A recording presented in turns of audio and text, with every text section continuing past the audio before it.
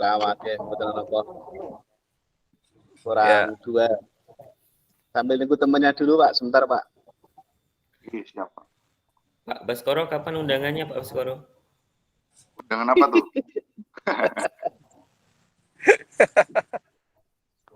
Bentar lagi Pak. Pak Baskoro itu terlalu banyak alternatif Pak Ranto, jadi rada mikir-mikir itu. Anjir, kritnya tinggi ya. Aduh. Gitu. Beda dengan zaman kita dulu. Nah, zaman saya itu kesana kemari nggak ada yang menerima. Ya enggak lah. Masa-masa susah ya.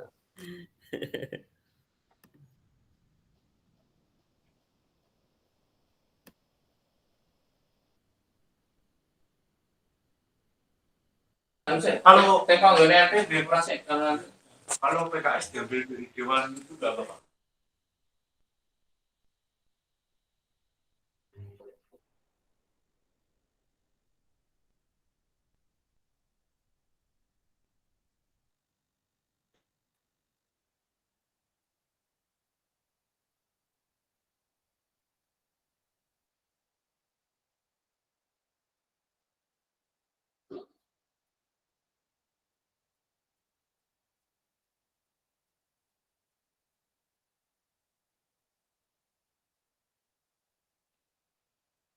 Kang Wilman ini tadi ada sebentar.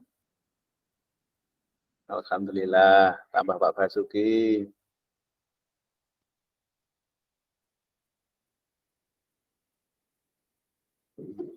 Alhamdulillah, Pak Wilman berarti rasain jedul. Assalamualaikum Pak Wil. Alhamdulillah akhirnya. Lah ya Pak Wil berarti rasain jedul. Sehat Pak Wil. Alhamdulillah, nggak Pak Wil senyum saya seneng di sana. Pak Huda ini berarti. Ini Pak Uda tadi kok lagi keluar Pak G. Coba kalau. Oh, baru keluar. J, tapi sebentar kalau ketinggalan nih, sekedar. Siap. Bu kepala gitu endang ya. Satu lagi cukup nih Jan.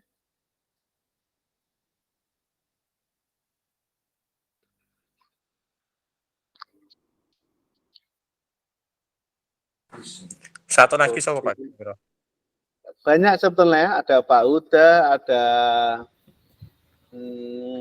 teman-teman CGP saya dulu. Pak Uda OTW Pak. Siap.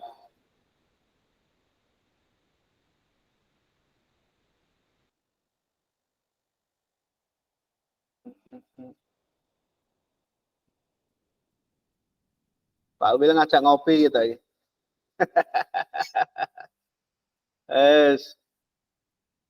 Ini aja jarang sarapan Pak Wil. Nanti jangan-jangan ngopi belum sarapan, nanti asam lambungnya naik. Aman. Insya Allah aman. Sudah dikondisikan. Siap. Pak Ferry, Pak Budi. Alhamdulillah, Pak udah masuk. Baik. Sudah. Alhamdulillah. Assalamualaikum Pak Huda. Assalamualaikum Pak Huda. Waalaikumsalam. Sehat ya Pak? Alhamdulillah. Oke, terima kasih sudah bergabung. Kita mulai aja Bapak Ibu ya, biar efektif waktu. Sambil kita nunggu yang mungkin OTW, ya, sudah terpenuhi minimal 10 audien. Siap Pak. Oke, monggo ngopi Pak. Baik, terima kasih. Izin saya sekali Bapak Ibu. Kita mulai. Assalamualaikum warahmatullahi wabarakatuh. Waalaikumsalam warahmatullahi wabarakatuh. Selamat datang Bu Kasek. Alhamdulillah Bu Kasek rawuh ini. Terima kasih. Bapak Ibu, sebelumnya saya ucapkan banyak-banyak terima kasih kepada Bapak Ibu semua yang sudah berkenan dan meluangkan waktu untuk menghadiri undangan kami secara virtual, yaitu diseminasi budaya positif. Ini adalah salah satu tugas calon guru penggerak di modul 1.4 Bapak Ibu. Sebelumnya mohon maaf mungkin ada yang masih agak awam ya, ini tugas apa gitu ya. Nanti insya Allah akan kita jelaskan. Sebelum kita lanjutkan Bapak Ibu, saya mau mengajak untuk berdoa dulu. Sesuai dengan agama dan keyakinan kita, semoga kegiatan kita 60 menit ke depan ini berjalan dengan lancar, diberi kesehatan dan ilmu yang bermanfaat Bapak Ibu. Berdoa dipersilahkan.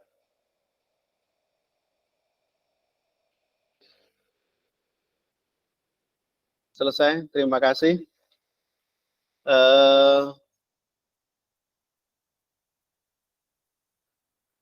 Bapak Ibu, di program guru penggerak, ini kita mereview sebentar, itu nanti akan mempelajari 10 modul Bapak Ibu.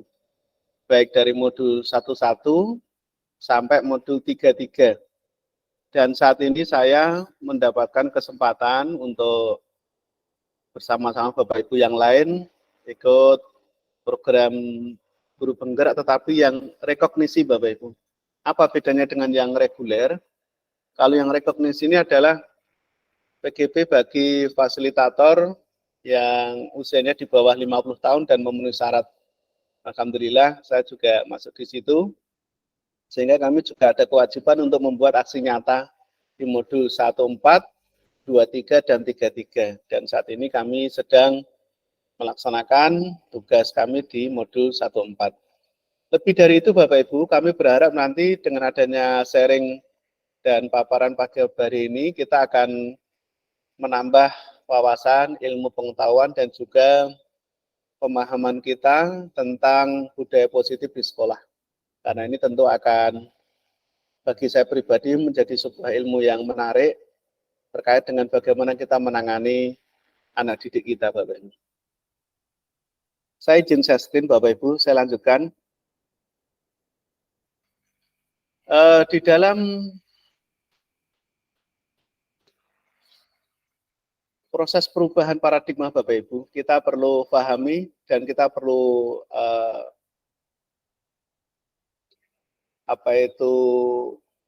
simak kembali paparan dari Stephen Covey.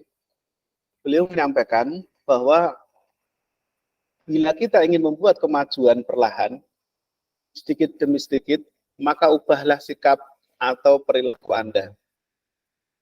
Namun, bila kita ingin memperbaiki cara-cara utama kita, maka kita perlu mengubah kerangka acuan kita. Ubahlah bagaimana Anda melihat dunia, bagaimana Anda berpikir tentang manusia, ubahlah paradigma Anda, skema pemahaman dan penjelasan aspek-aspek tertentu tentang realitas. Itu adalah pernyataan dari Stephen Covey, Bapak Ibu. Kemudian, Bapak Ibu, di dalam budaya positif, kita dikenalkan dengan pendekatan stimulus respon dan teori kontrol. Apa itu bedanya, Pak? Kalau pada paradigma stimulus respon, seseorang itu melihat realitas kebutuhan kita itu sama. Mereka menganggap bahwa semua manusia itu memiliki kebutuhan yang sama. Tetapi dalam teori kontrol, menyadari realitas kebutuhan setiap manusia itu berbeda. Sebelum saya teruskan Bapak Ibu, kita nanti akan diajak untuk menggeser diri kita, membuka mindset kita dari yang selama ini mungkin kita keyakinan itu kita pegang, yaitu di stimulus respon, menuju ke pendekatan teori kontrol. Yang kedua, semua orang itu melihat hal yang sama. Tetapi dalam teori kontrol, setiap orang itu memiliki gambaran yang berbeda. Maka nanti kalau kita lihat di modul 1.1 tentang filosofi KHD, filosofi pendidikan Ki Hajar Dewantara, di sana difahami bahwa setiap manusia itu memiliki potensi, minat, bakat yang berbeda-beda. Kalau bahasa KHD itu memiliki kodrat alam yang berbeda. Karakternya, tipikalnya, kemudian minat bakatnya berbeda-beda.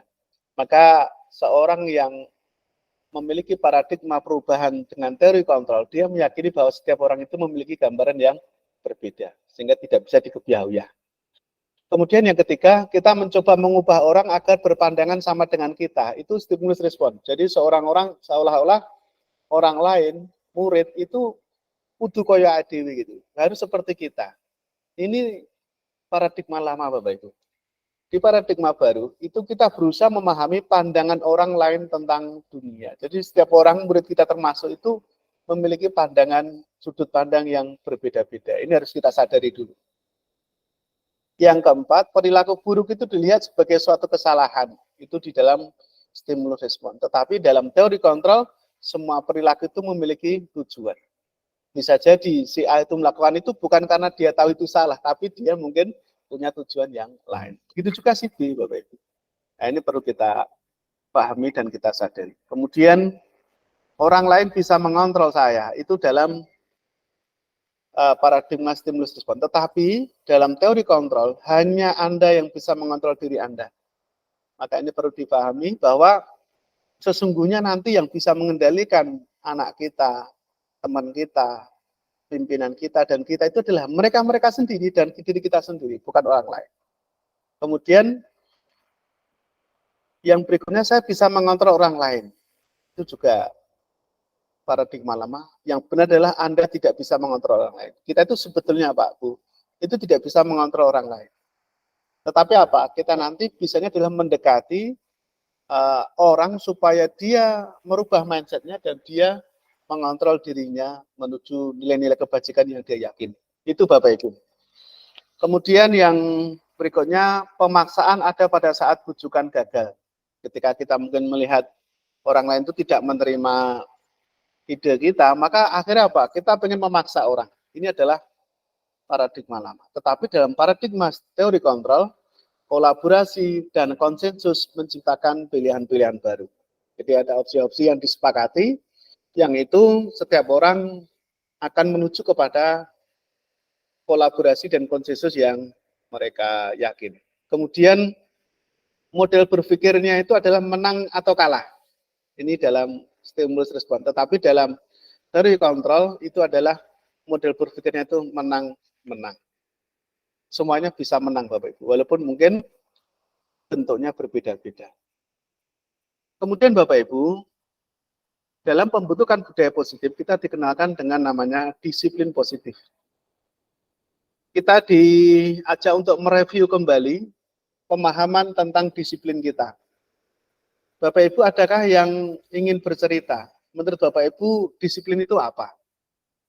Pak Wilman mungkin? Atau Pak Ranto? Pak Wil? Menurut jenengan disiplin itu apa Pak Wil? Terdengar. Bisa didengar ya? Halo? Halo, halo. Iya, Pak Wil, silakan. Bisa didengarkan ya? Bisa, silakan. Oke, Pak, motor waktunya.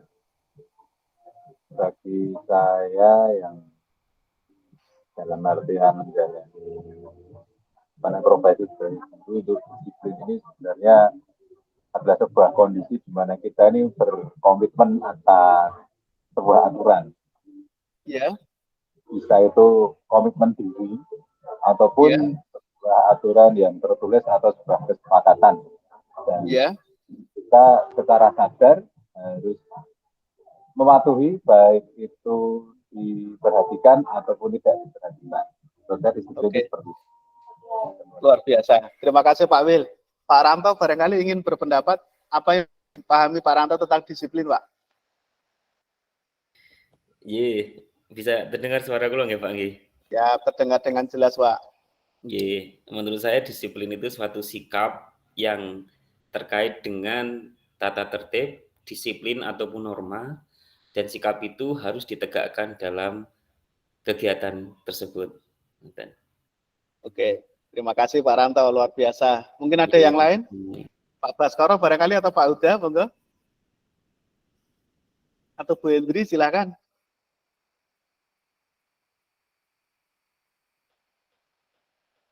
Oke, baik. Saya sampaikan sedikit tentang, ya siap Pak Tomo, terima kasih. Saya sampaikan kita perlu mereview tentang pemahaman disiplin Bapak Ibu. Di program guru penggerak dikenalkan makna disiplin Bapak Ibu. Ini menurut Diane Gosen, beliau menjelaskan bahwa yang dimaksud dengan disiplin itu adalah mirip dengan arti kata disciple atau murid, yaitu untuk menjadi seorang murid atau pengikut, seorang harus memahami betul alasan mengapa mereka mengikuti suatu aliran atau ajaran tertentu, sehingga motivasi yang terbangun adalah motivasi intrinsik, bukan ekstrinsik. Dari sini Bapak Ibu, kita perlu memahami dan mereview kembali. Saya pun sama dengan panjenengan bahwa dulu yang kita pahami disiplin itu adalah taat aturan, ya, tidak melanggar, ya, tepat waktu, itu disiplin. Tapi ternyata secara pemaknaan disiplin secara asalnya itu sebetulnya bukan begitu, tetapi apa? Yaitu situasi, kondisi di mana seseorang itu memiliki sebuah nilai-nilai keyakinan, sebuah kebajikan universal yang dia pegang, kemudian orang itu berusaha untuk mencapai dan memegang keyakinan tersebut. Misalkan Bapak Ibu ya, ada orang yang berkeyakinan saya harus bertanggung jawab, menjadi orang bertanggung jawab. Maka apa?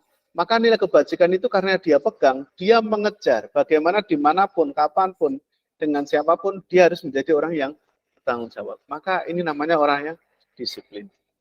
Sehingga apa? Disiplin ini memunculkan motivasi instinknya, keinginan dari dirinya untuk tetap memegang nilai-nilai tersebut.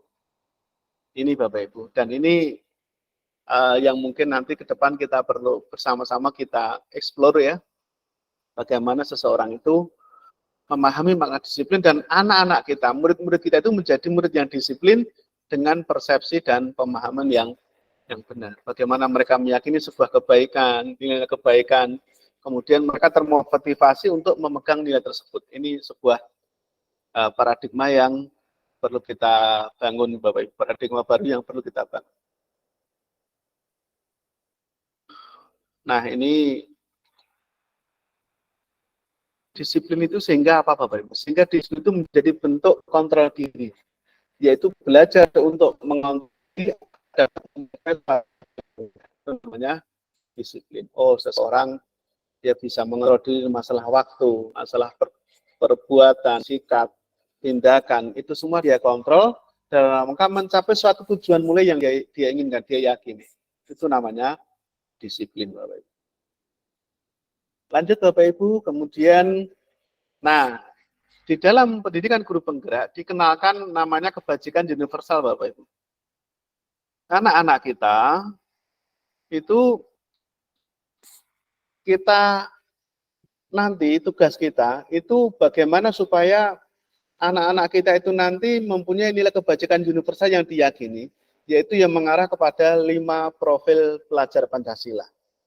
Kenapa harus kita sempitkan? Karena begini, di dalam konsep kebajikan universal itu apa tahu Bapak Ibu? Kebajikan universal itu adalah nilai kebajikan yang tidak tersekat oleh suku, agama, ras maupun bangsa.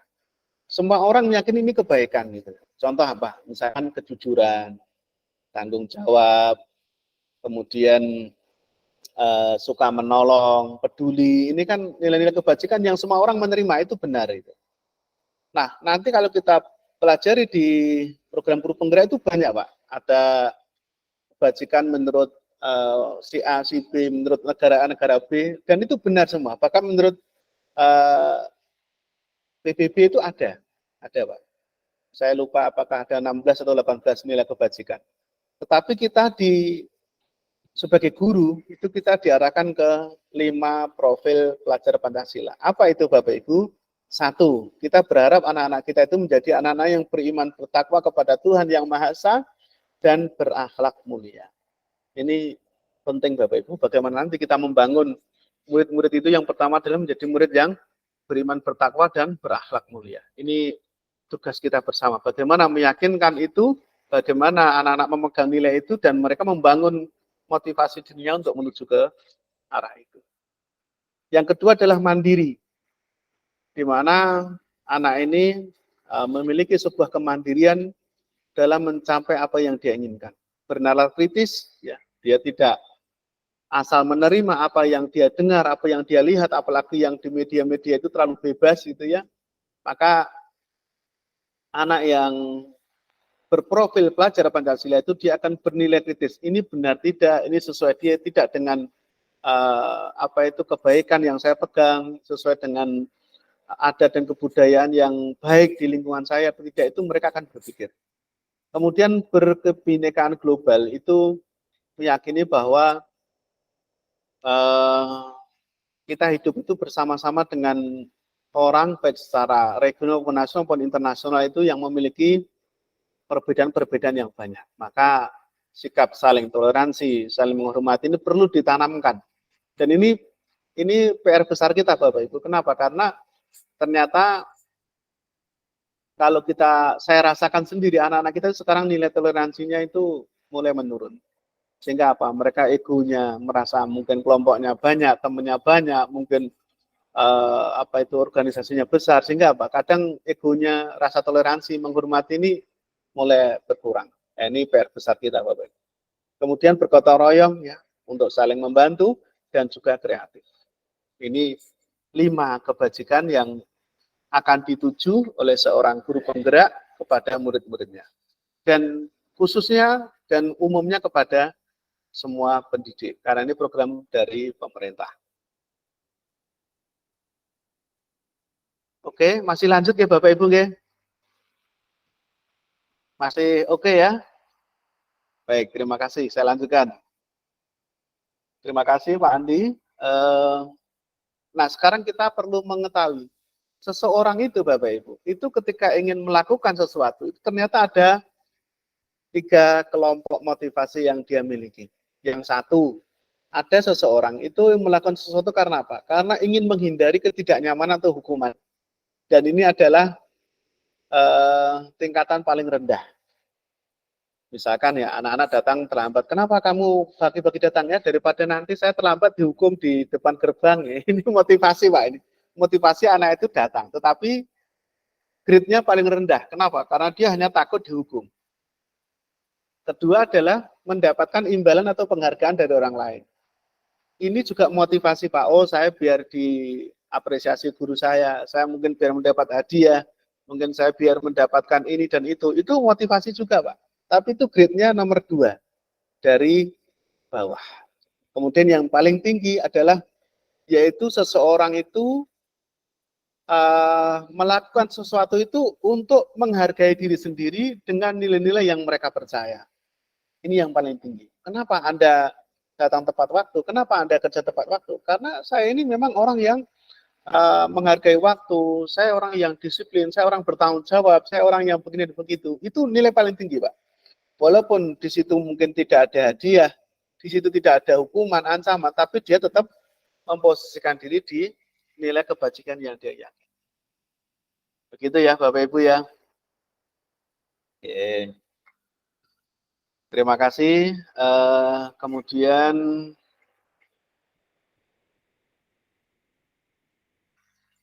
apakah ada yang ingin dibicarakan dulu Bapak Ibu sampai di sini?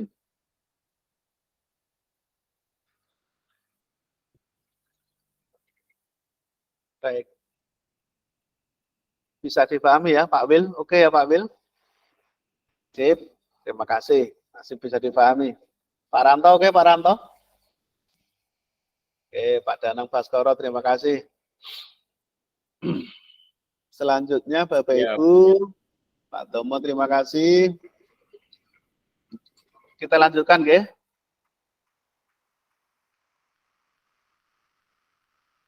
Nah, sekarang kita dikenalkan dengan 5 kebutuhan dasar manusia, Bapak Ibu. Kenapa ini disampaikan? Supaya nanti kita memahami sebagai seorang pendidik, seorang guru itu memahami bahwa manusia itu sebetulnya secara umum itu dia semuanya membutuhkan 5 hal ini dalam hidupnya. Apa itu Bapak Ibu? Yang satu adalah kebutuhan untuk bertahan hidup atau survival, di mana kebutuhan ini adalah kebutuhan yang bersifat fisiologis untuk bertahan hidup. Misalnya adalah kesehatan, rumah, makanan, dan kebutuhan-kebutuhan primer lain. Ini semua orang butuh Bapak Ibu. Ini perlu dipahami. Kemudian yang kedua, yaitu setiap orang itu butuh namanya kasih sayang dan rasa diterima, love and belonging. Yaitu apa? Sebuah kebutuhan akan hubungan dan koneksi sosial. Kebutuhan untuk memberi dan menerima kasih sayang, dan kebutuhan untuk merasa menjadi bagian dari suatu kelompok. Ini penting Bapak Ibu. Kenapa Bapak Ibu ini perlu dipahami? Nanti kalau kebutuhan dasar manusia ini tidak terpenuhi, maka orang itu akan cenderung melakukan pelanggaran. Baik itu pendidik, murid, maupun yang lainnya. Atau kita hidup di masyarakat pun, kalau kebutuhan dasar ini tidak terpenuhi, orang itu akan cenderung dan termotivasi melakukan pelanggaran. Kemudian kebutuhan yang ketiga itu adalah kebebasan atau freedom. Yaitu apa? Kebutuhan akan kemandirian, otonomi, memiliki pilihan, dan mampu mengendalikan arah hidup seseorang. Jadi seseorang itu mempunyai ranah, memang dia itu memiliki hal-hal yang dia pegang, yang dia merasa itu menguasai, ini otonomi saya, kemandirian, dan hal-hal yang bersifat pilihan. Saya punya hak untuk memilih ini dan itu. Itu harus dipahami. Kemudian yang keempat adalah kesenangan atau fun, yaitu kebutuhan untuk mencari kesenangan, bermain, tertawa. Ini manusia membutuhkan Bapak Ibu.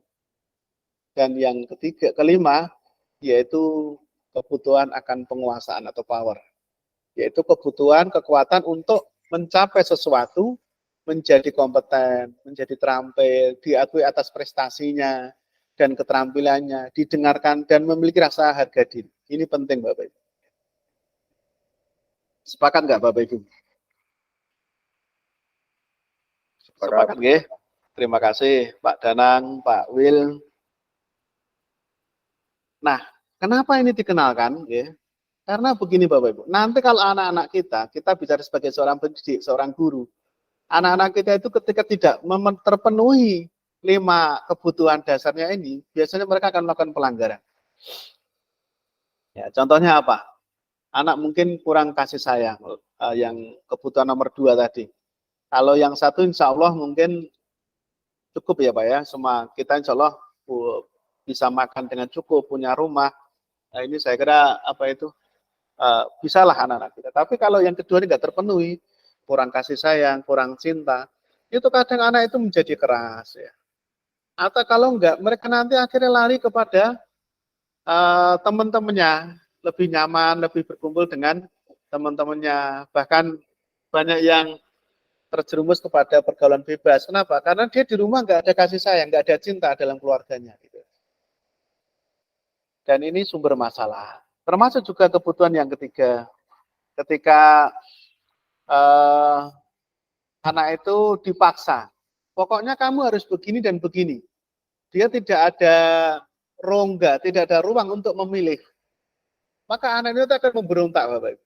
Kenapa? Mungkin dia di depan guru, di depan kita itu diem, tapi di belakang dia mungkin akan menunjukkan ekspresi perlawanannya. Kenapa? Karena anak tidak memiliki opsi untuk memilih. Adanya hanya disuruh untuk manut, taat, itu ya, jangan melanggar, itu mereka tertekan. Karena apa? Karena pada prinsipnya anak itu memiliki hak untuk memilih. Juga kesenangan fun, ya. Ketika sekolah kelas ini tidak menyenangkan Bapak Ibu, ya pasti mereka tidak akan kerasan, Pak. Maka ini di Merdeka Belajar itu salah satu tujuannya adalah bagaimana kita bisa menciptakan kelas-kelas yang nyaman, yang menyenangkan, yang setiap anak itu dia merasa tingkat kenyamanannya terpenuhi, tidak ada intimidasi, rasa takut, tidak ada bullying, itu perlu diciptakan. Karena itu akan menjadi pemenuhan kebutuhan mereka, kesenangan. Dan juga suasana untuk termasuk pembelajaran Bapak Ibu. Nanti di modul berikutnya akan muncul bagaimana pembelajaran itu dikemas menjadi pembelajaran yang menyenangkan. Ini penting Bapak Ibu. Nanti dikenal dengan diferensiasi pembelajaran. Sehingga anak itu tidak monoton ya, satu pendekatan, satu model belajar, itu tidak begitu.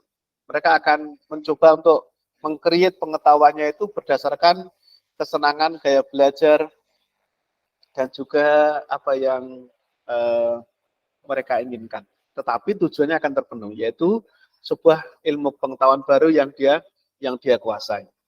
Termasuk yang terakhir tentang penguasaan ini perlu Bapak Ibu kita pahami bahwa anak-anak kita itu mereka butuh bagaimana supaya dia itu bisa menjadi seorang yang terampil, yang kompeten, yang diakui prestasinya,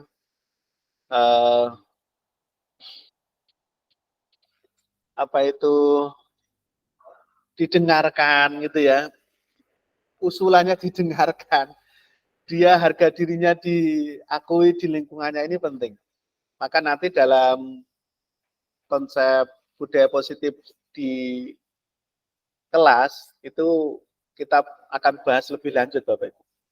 Selamat datang Bu Indun, ya, terima kasih sudah bergabung. Saya lanjutkan Bu, ya, minta izin saya lanjutkan. Jadi kebutuhan ini perlu kita usahakan terpenuhi pada anak kita. Jadi mereka ketika terampil, mereka kompeten itu dia merasa dirinya pede. Oh, saya ini ternyata bisa. Saya ternyata bisa untuk melakukan ini, mengatasi masalah ini. Saya bisa untuk menguasai ini. Ini penting, Bapak. Sehingga tidak menjadi anak yang minder gitu ya. Kalau sampai kebutuhan kelima ini tidak terpenuhi, maka apa? Maka resikonya nanti kadang anak itu melakukan pelanggaran yang tidak baik. Contohnya apa, Bapak Ibu?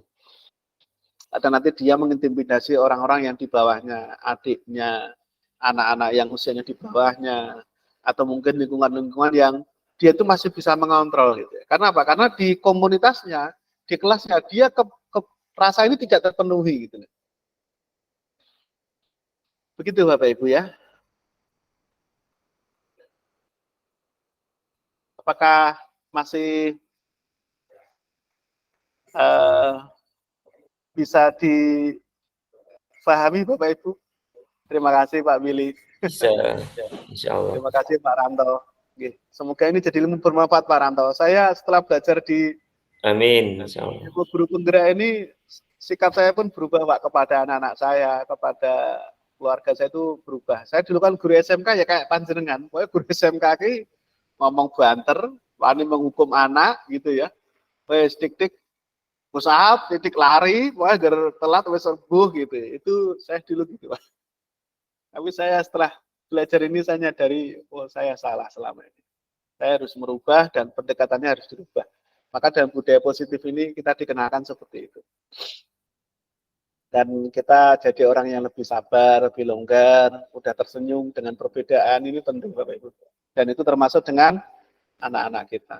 Dan alhamdulillah ternyata juga, saya kemarin ini curhat sedikit Bapak Ibu. Saya kemarin kan di praktek segitiga restitusi, saya itu kan ini musim baru anak-anak libur. Saya kan cari anak agak sulit. TKR nggak ada, akhirnya saya ketemu anak APAT gitu ya. Anak APAT. Nah, anak APAT ini awalnya itu saya lihat anaknya agak kurang respon, jadi agak kaku gitu loh. Alhamdulillah kita dekati, kita ajak komunikasi, itu ternyata bagus. Dan padahal saya sebelumnya nggak kenal anak itu siapa, dan saya belum pernah ngajar di kelasnya, tapi ketika kita mencoba pendekatan dengan menyadari 5 kebutuhan dasar ini, ternyata responnya bagus. Bahkan mau tak ajak ke ruangan saya ini, saya ambil videonya, saya rekam untuk praktek segitiga restitusi, alhamdulillah. Dan memang dia saat itu punya kasus betul.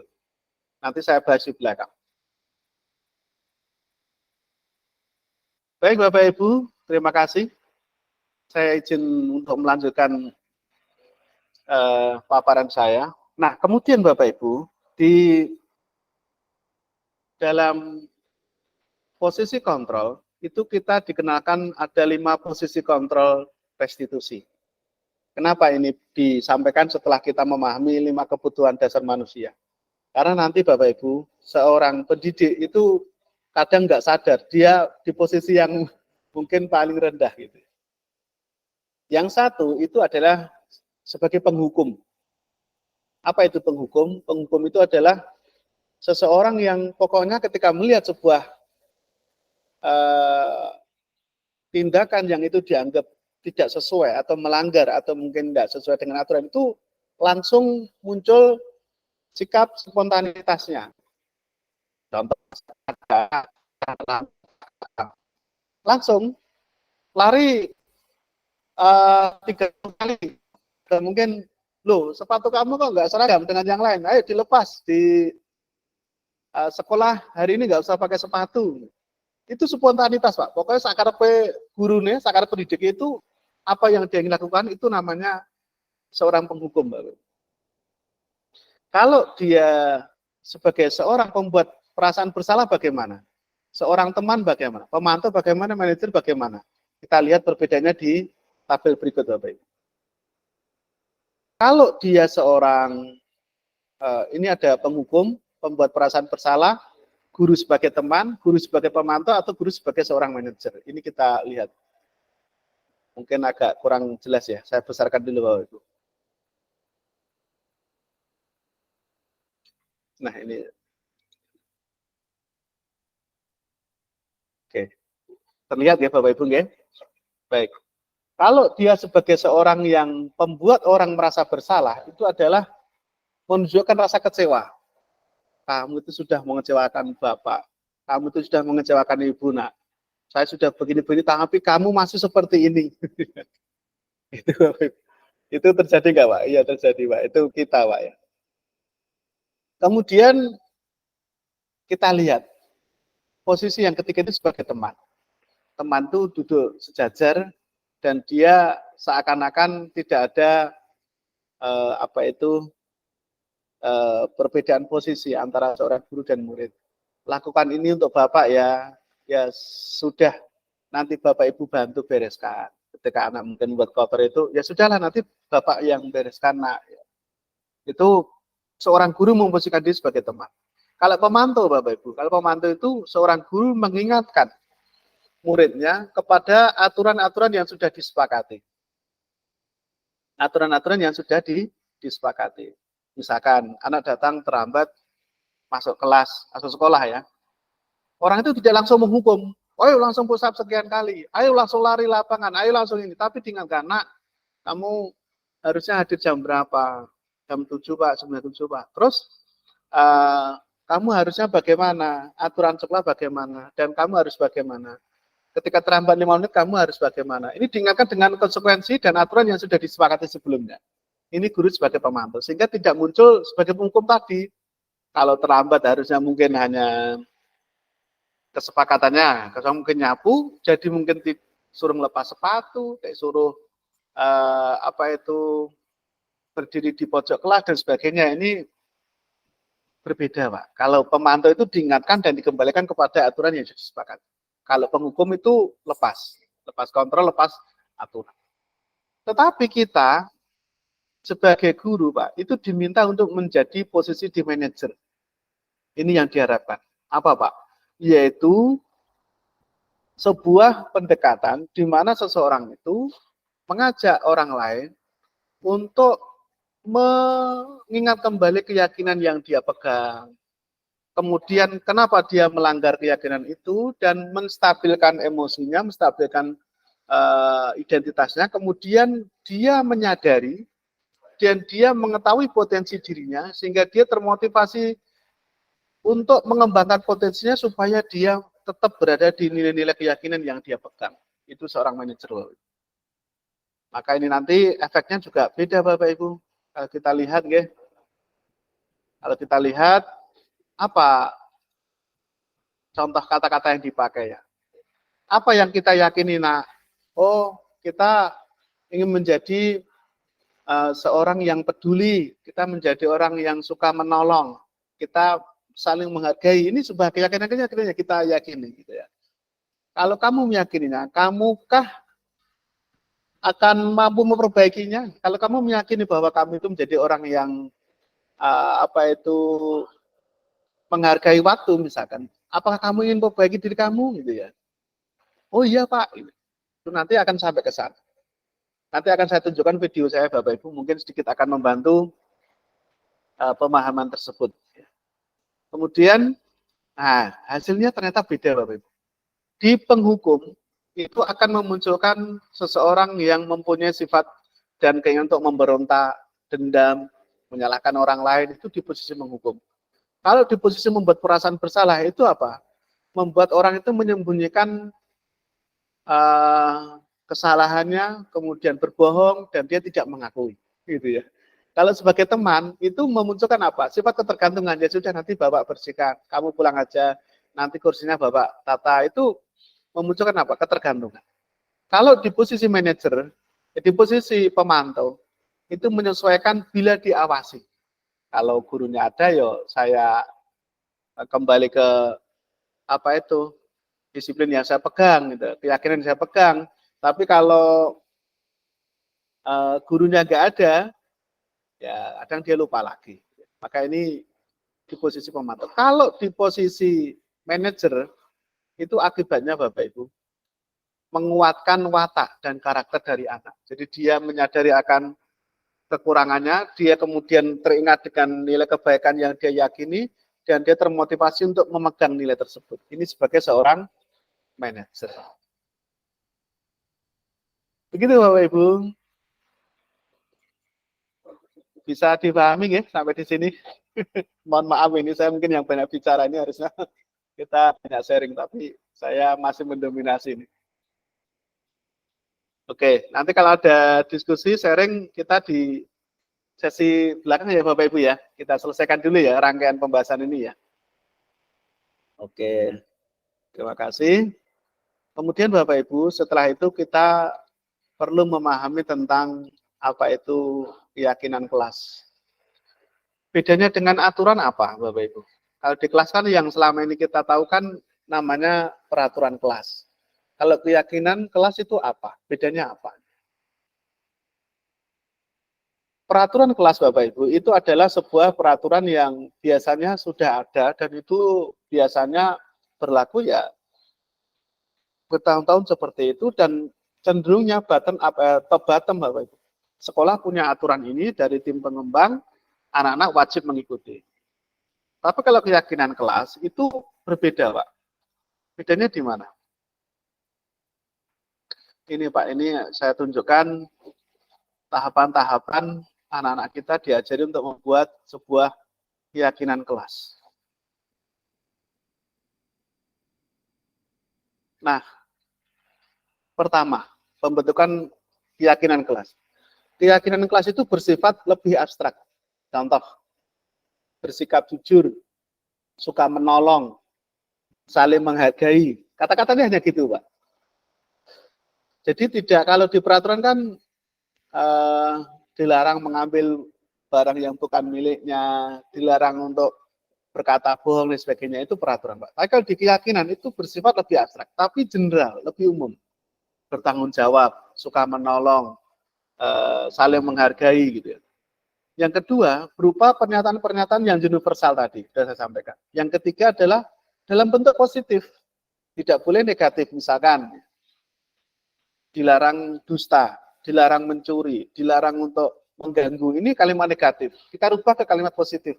Saling menghargai, saling menolong, kemudian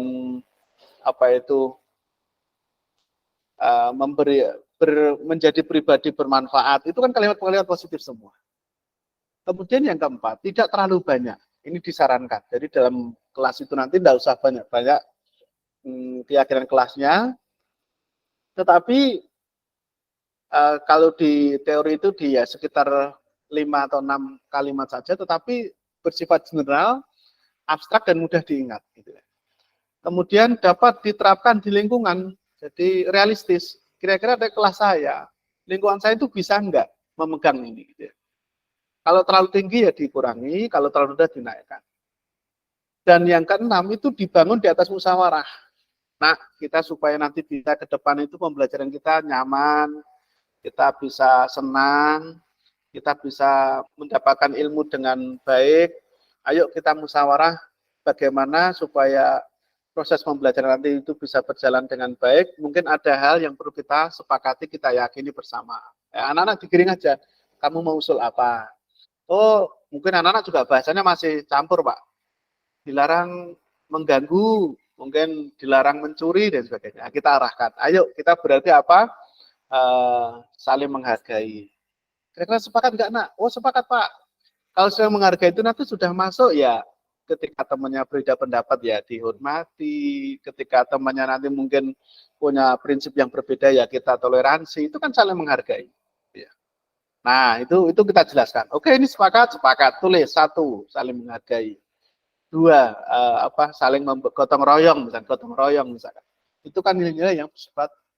Ketika mereka sepakat, oke, kita putuskan ini kesepakatan kelas kita yang kita pegang dan harus kita yakini, kita hormati, kita jalankan bersama. Buat tulisan yang besar, ditaruh di tempat-tempat yang mudah dibaca, supaya anak-anak itu teringat. Oh ya, ketika saya ingin membuli teman saya, ketika saya ingin mengganggu teman saya, ini bertentangan dengan keyakinan saya, yaitu apa? Saling menghormati. Gitu, Pak. Sehingga dalam keyakinan kelas itu motivasi yang muncul itu adalah motivasi diri, bukan dari luar. Kalau peraturan itu adalah dari luar. Sekolah begini, kamu langgar ya kamu dihukum. Itu paradigma lama, Bapak. Gitu ya, Pak Wil ya. Oke. Terima kasih. Nah, di sini Bapak Ibu, ini sekarang kita dikenalkan dengan namanya segitiga restitusi. Yaitu apa Bapak Ibu? Yaitu sebuah pendekatan penanganan kasus Bapak Ibu. Segitiga restitusi itu adalah penanganan kasus untuk anak-anak yang mengalami kendala, baik itu kendala masalah belajar maupun kendala yang lain. Segitiga restitusi ini memiliki 3 tahapan Bapak Ibu. Yaitu pertama menstabilkan identitas. Contoh, saya kemarin mempraktekkan kepada anak APAT ini yang dia sempat berkelahi dengan temannya satu kelas di kelas. Gitu. Saya tanya sendiri, kamu pernah kasus nggak Mas selama sekolah ini? Ada Pak, apa? Dia pernah katanya bla bla bla bla, tapi saya tertarik untuk menangani yang kasus agak menarik, yaitu berkelahi dengan teman di kelas. Saya tanyakan, saya coba explore, menstabilkan, Mas, kenapa sempat sampai berkelahi dengan temannya? Dijawab, nah dia menghina saya Pak, saya merasa tersinggung harga diri saya di ini dan itu. Sikap kita sebagai seorang yang menstabilkan kita bagaimana Pak? Katakan, oh ya Mas, setiap orang pasti pernah melakukan kesalahan. Kamu bukan satu-satunya orang yang pernah melakukan ini. Ya.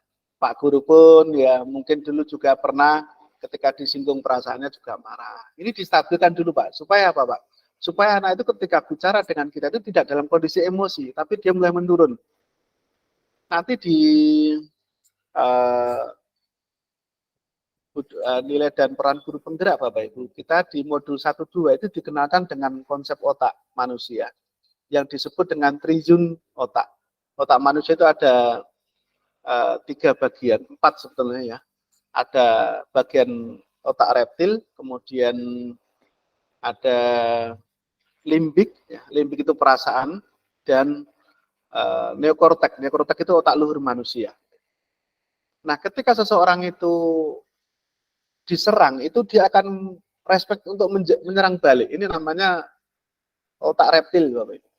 Seperti ular. Ular itu kalau dia terkejut, dia kaget, dia biasanya nyerang. Tapi kalau dia didiamkan, dia tidak terawat terganggu, itu dia pergi sendiri. Manusia juga punya tabiat begitu. Itu refleks ya, dia di pangkal otaknya. Kemudian otak limbik itu adalah perasaan. Jadi mungkin perasaan sedih, perasaan senang, itu terbawa dalam sekali. Dan itu di dalam otak yang dalam. Sehingga apa Pak? Kadang orang itu kalau sakit hati, orang itu kalau senang, itu awet itu loh. Kadang itu kejadian sejak kita kecil, pernah dibully oleh guru kita, teman kita saat SD. Sekarang kita jadi guru pun masih ingat sekali. Siapa yang membuli kita, siapa nama gurunya, siapa nama temannya, di kelas mana, kapan itu terjadi, itu masih ingat sekali. Kenapa? Karena itu terekam di otak limbik manusia. Tetapi kalau yang paling tinggi itu adalah neokorteks, otak luhur manusia. Dan itu yang akan disentuh oleh pendidikan. Yang mana seseorang guru itu harus bisa menumbuh kembangkan otak luhur manusia supaya apa? Dia bisa mengontrol otak limbik dan juga otak reptilnya. Nah, anak yang masih marah itu dia dalam kondisi otak limbik, dia emosi. Sehingga dia otak luhurnya, nalarnya itu belum bisa main, Bapak Ibu. Maka kita ajak dulu, kita turunkan, nah biasa seperti itu ya. Wah, kasus seperti itu banyak yang melakukan, ya. Tidak hanya kamu saja. Dia kan merasa, ternyata saya tidak disalahkan ya, ternyata saya tidak dibully oleh guru saya. Itu sudah nyaman, Pak. Sudah nyaman. Kemudian yang kedua, setelah situasi terbentuk, kita tanyakan ya, validasi tindakan. Kamu tentu punya alasan mengapa kamu melakukan itu. Yang kedua, adakah cara yang lebih efektif untuk mendapatkan apa yang kamu butuhkan? Jadi, termasuk juga kamu sebetulnya, itu mungkin bisa berbuat lebih dari itu. Mungkin kamu akan berkelahi sampai di luar, dendam-dendaman, mungkin sama-sama bawa teman, akhirnya bentrok antar kelompok. Itu bisa, Mas. Tapi kenapa kamu hanya konflik individu, setelah itu kamu selesaikan? Ini berarti kamu pasti punya sebuah nilai yang bagus, keyakinan yang bagus, kamu pasti punya alasan yang bagus. Kita ajak ngobrol aja. Sehingga apa? Dia merasa, saya ini berarti orang yang bagus ya, gitu ya. Dia sadar itu. Oh iya, karena kamu bisa mengendalikan diri kamu di saat kamu konflik itu. Nah, setelah mereka merasa nyaman, baru ditarik, Pak. Sebetulnya, Mas, kamu itu, menurut kamu, siswa yang baik itu seperti apa? Keyakinan kelas kita yang kemarin itu seperti apa? Enggak. Oh iya ya, harus saling menghargai, harus saling toleransi. Lah, sekarang posisi kamu di mana? Saya kemarin kurang toleransi, Pak. Saya kurang menghargai. Terus bagaimana seharusnya saya akan menjadi anak yang sesuai kesepakatan dulu yang kita buat, Pak. Saya akan menjadi siswa yang lebih menghargai, lebih toleransi gitu. Ini namanya tiga restitusi, Bapak Ibu. Dan itu insya Allah lebih efektif dalam menangani kasus anak. Sehingga apa? Ketika anak itu memiliki kasus, itu dia bisa menguatkan dirinya sendiri dan membawa dirinya sendiri kepada posisi dia nilai-nilai kebajikan yang dia yakin. Begitu Bapak Ibu. Oke. Pak Danang Baskoro yang jauh di sana. Oke Pak Danang ya. Siap. Oke, terima kasih. Pak Ranto, Pak Uda, Bu Hendri, Bu Endang. Terima kasih Pak Willy, Pak Will Mansa. Terima kasih ya. Kemudian Bu Hendria, Bu Indun. Ini orang-orang hebat semua ini. Terima kasih. Terakhir ya, saya sampai di penghujung sesi saya Bapak Ibu. Nanti setelah itu kita tinggal diskusi ya, kalau ada yang ingin didiskusikan. Apa dampak dari segitiga restitusi itu Bapak Ibu? Saya kemarin melakukan restitusi kepada dua anak. Satu namanya Saiful dan yang kedua Rizal. Ini punya kasus yang berbeda Bapak Ibu, yaitu Saiful ini pernah berkelahi dengan temannya satu kelas, kalau Rizal ini terlambat masuk sekolah. Nah, setelah kita adakan restitusi di waktu yang berbeda, ya, di ruangan saya, alhamdulillah di video saya nanti muncul Bapak Ibu, itu bagaimana sikap anak, dia mengatakan senang ya, dia tidak merasa dipojokkan gitu ya. Dia akhirnya menyadari dan termotivasi untuk menjadi siswa yang dia impikan gitu, yang membahagiakan orang tuanya, membahagiakan orang tuanya. Jadi teladan itu sampai begitu. Wah, ini hebat ini anak itu.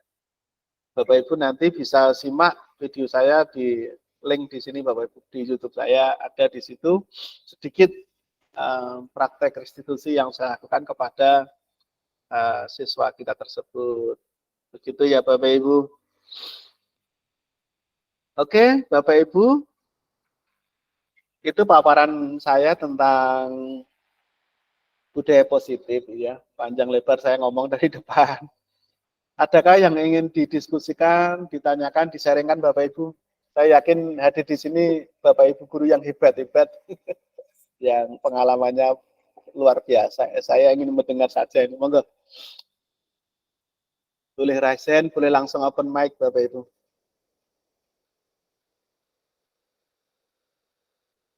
Pak Will mungkin akan memulai.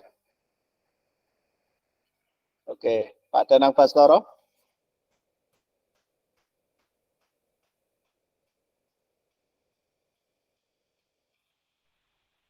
Bu Hendri, Pak Ranto. Bisa pun, Pak. Ada yang ingin di-sharingkan Pak Ranto? Mungkin pengalaman-pengalaman menangani anak, Pak?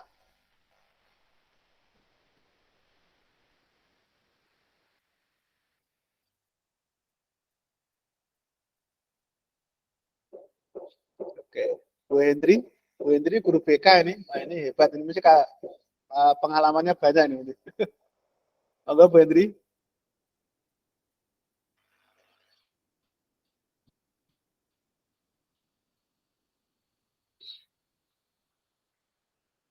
Bu Endang mungkin Bu Kasek, barangkali ada waktu untuk sharing pengalamannya menjadi Kasek ini mungkin.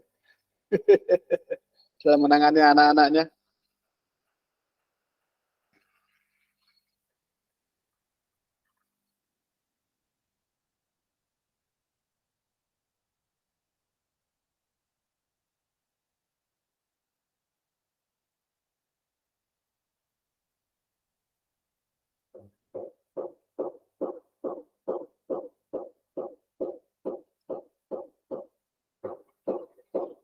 Oke, cukup Bapak Ibu. Cukup Pak. Bu Endang, terima kasih. Pak Will, saya ingin dengar cerita jenengan satu aja Pak. Silakan Pak. Teman-teman ini jenengan ini pengalamannya banyak loh Pak. Ya, Pak, berikut Pak. Monggo di-sharingkan pengalaman jenengan mungkin tentang budaya positif termasuk menangani anak. Oke, terima kasih Mas Dunia. Langsung ditembak gimana. Kalau saya malah sebelum mengenal teori-teori itu semua Pak, saya selalu mengembalikan ke saya dulu sebagai siswa. Jadi merasakan bagaimana diri saya. Ya mungkin pada waktu itu tuh memang apa namanya? Mungkin informasi tidak secepat seperti sekarang. Era teknologi itu sudah seperti ini. Orang bisa mengambil informasi ilmu apapun itu secara cepat, dimanapun, kapanpun, referensinya dimanapun bisa. Sehingga orang itu bisa mengembangkan dirinya sendiri itu seluas-luasnya. Berbeda dengan dulu ya, saya sekolah termasuk angkatan 90. Ya, SD masuk SD 90, lulus SMA 2002. Tahun-tahun itu kan informasi masih belum bisa diakses. Artinya suatu informasi baru, ilmu baru itu kan sering terhambat ruang dan waktu. Jadi semua yang bagus tentang pendidikan, tentang psikologi pendidikan, tentang apapun itu tuh ya sangat terbatas. Jadi bisa dikatakan kalau saat ini kita dengan teknologi itu bisa saling bertukar informasi teori, seperti Pak Heri sampaikan tadi, yang tidak tahu menjadi tahu, yang sudah tahu menjadi makin paham. Itu dulu kan hal yang sangat susah untuk terjadi. Harus berkumpul dulu, workshop dulu, dan sebagainya, dan pasti butuh langsung itu. Jika saya sudah bisa maklum bahwa memang dulu wawasan setiap pengajar, termasuk saya katakan langsung guru saya itu kan juga saya tidak bisa menyalahkan karena memang ya dulu kondisi seperti itu. Sehingga guru-guru yang saya dapatkan itu kan guru era Belanda. Setelah itu. Jadi itu masih bawa pendidikan. Saya dulu masuk kurikulumnya masih PBSA. Masih PBSA terus berganti. Otomatis kan juga berpengaruh terhadap bagaimana guru itu menerima. Dulu menerima apa yang mereka dapatkan dan memberikan transfer ilmu dan yang lainnya kepada murid. Maksud saya adalah, jadi ketika dulu ada siswa yang, jadi kalau sekarang sampai ngomongin bilangnya jawabannya wis butuh, bisik, manut-manut dan sebagainya. Ya memang seperti itu. Dulu siswa yang tidak disiplin langsung dihantam dengan hukuman. terlambat, dihukum, dan sebagainya. Nah, seiring berkembangnya informasi dan wawasan teknologi, kita bisa melihat bahwa yang dulunya itu mungkin sudah tepat, sekarang ini menjadi berbeda karena banyak teori. Dan sebelumnya saya juga tanpa teori-teori yang artinya yang saya dapatkan, saya mengembalikan kepada diri saya sendiri. Dulu ketika saya dihukum, sama pernah ditanya oleh diri saya kenapa, saya rasanya dongkol. Saya punya alasan itu juga seperti itu, tapi tidak pernah punya ruang untuk menjelaskan. Maka kalau Mas Teori saya gampangnya Pak Keneng awak. Kalau saya yang dibegitukan itu bagaimana? Apakah saya sudah mengaudiensi? Ataukah anak ini jangan-jangan tidak tahu apa yang dia lakukan? Ataukah hanya diajak tontoning? Ataukah ada hal yang lain yang mempengaruhi perilakunya hingga menjadi seperti itu menjadi pertimbangan saya. Jadi kalau saya sendiri tanpa saya menggunakan teori itu kan tidak kena Pak Keneng awal. Kalau begitu bagaimana? Tentunya saya tidak suka seperti itu. Selalu saya manusiakan. Saya tanyakan dulu bagaimana, bahkan untuk hal tertentu malah dia bisa bercerita di luar apa yang prosesi itu, gitu. Motivasi dia seperti itu, lingkungan keluarganya. Jadi saya malah bahkan untuk sini saya terkabeh gitu. Jadi begini. Nah, kalau ada informasi yang baru, saya teruskan ke wali kelasnya, ke BK dan sebagainya untuk bahan pertimbangan dalam informasi anak tersebut. Demikian Pak. Terima kasih Pak Wil, luar biasa nggih. Jadi walaupun secara tekstual, secara teori belum mengetahui, tetapi dalam implementasinya sudah menjalankan ya. Jadi karena tabiatnya kita kembali ke diri kita. Jadi seperti membangun rasa empati ya Pak ya. Jadi kita kalau nggak suka begini ya tidak begini kepada anak kita. Kita kan suka begini ya kita melakukan siswa kita begini. Itu manusiawi Pak. Maka betul yang konsep itu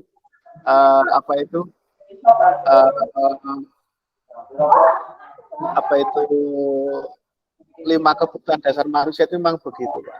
Terima kasih Pak Wil, luar biasa. Dan Baskoro barangkali ada yang ingin disaringkan?